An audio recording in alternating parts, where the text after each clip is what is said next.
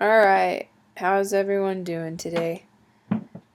Today we are going to learn about subordinating conjunctions. We learned about coordinating conjunctions last week, and so these are just a little bit different. They deal with commas, like last week did, but the commas go in a different place. So we'll have practice with this, and we'll try some practice with differentiating between coordinating conjunctions and subordinating conjunctions. So with that, let's get started. Hope you have your notes and your pencil ready. I think you guys did such a good job of taking your own notes last week. I gave you a little bit more help this week with what I'm looking for. So here we go. So first thing we talk about are clause and phrases. A clause is a group of words that have subjects and verbs, and they can sometimes be said on their own. If you remember, a verb is another word for a predicate. So if you hear that used sometimes, that's okay. They mean the same thing. On the other hand, phrases cannot stand alone. And I'll have you know, in that second little bullet point there, I made that a phrase. So at the end of the lesson, see if you can go back and figure out what the phrase is. In order to have these clauses and phrases, we need to understand what subordinating conjunctions are. Take a second. Can you remember what coordinating conjunctions are? I'll give you a hint. It has to do with fanboys.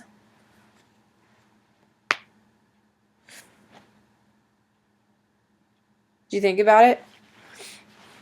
If you didn't get it, I'll remind you. Fanboys. F for, A for and, N for nor, B for but, O for or, Y for yet, and S for so. And if you remember those, good for you. You get a high five from me. Virtual high five. Can't be giving everyone high fives today. So, subordinating conjunctions, they start a sentence with if, because, since, after, and although. So let's start this for example.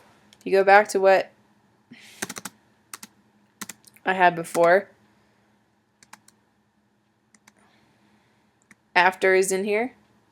And if you look next, this says, after school I stay for fun activities. After school is the phrase, because it cannot stand alone, and it uses those subordinating conjunctions. If you notice where the comma is, it is after that phrase. On the other hand, if we take away after school, I stay for fun activities could stand by itself. Because we have I, which is the subject, stay, which is our verb or predicate. So what do we get? We get a clause.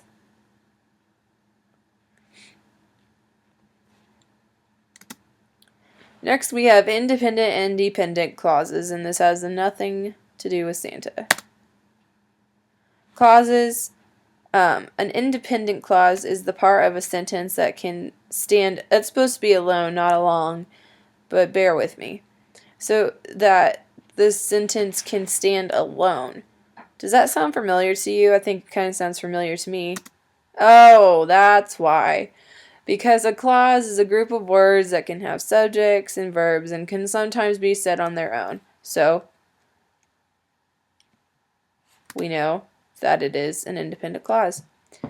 Let's look at the next one. Dependent clauses starts with an subordinating conjunction and cannot stand alone and is always followed by a comma. Where have we heard that before? Oh, that's right. On the other hand, phrases cannot stand alone. Have you found where the phrase is in that circled sentence yet?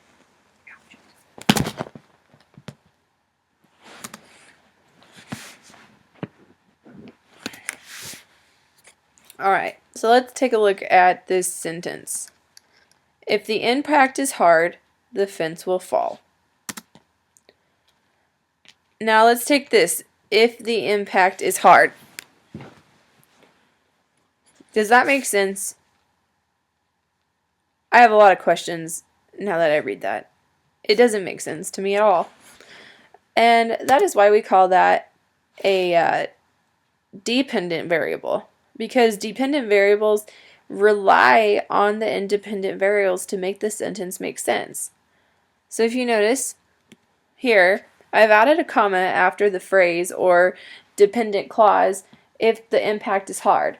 We have an independent clause that could fill out the rest of it for us, or it could stand by itself, which is the fence will fall.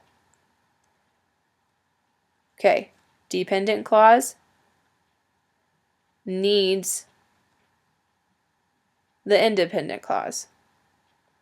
So if you cover up the part that is underlined, the fence will fall makes perfect sense and does not need the other one.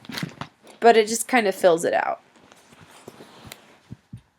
Because we have fence, which is our subject, and will fall is our verb.